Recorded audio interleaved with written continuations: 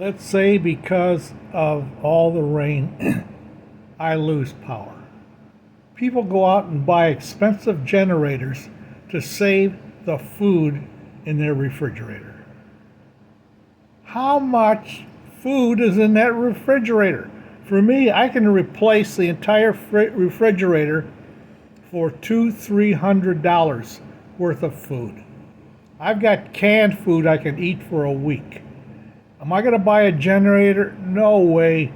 I'll just throw the food out, and when the water goes down, I'll just buy $200-300 worth of food and put it back in there.